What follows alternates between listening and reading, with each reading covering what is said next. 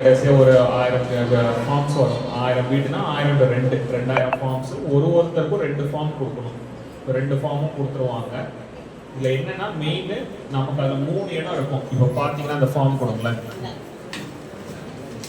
இதில் இந்த மேலே பார்த்தீங்கன்னா இது ஏற்கனவே வந்து ஃபில் ஆகி வந்துடும்.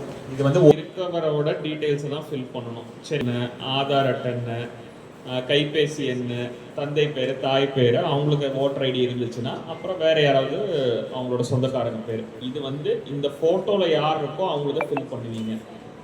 இந்த 2 சைடு இப்போ ஒருவேளை இவரோட பேரே 2002 இருந்துச்சுன்னா இதை ஃபுல்லாக ஃபில் பண்ணுவீங்க. 2002 இருந்தாரா இல்லையான்ட்டு. அப்போ என்ன நடக்கும்னா இதெல்லாம் நீங்கள் வாங்கினதுக்கப்புறம் அவர் சார் வந்து இந்த ஃபில் பண்ணாதவங்களுக்கு நோட்டீஸ் கொடுப்பாரு.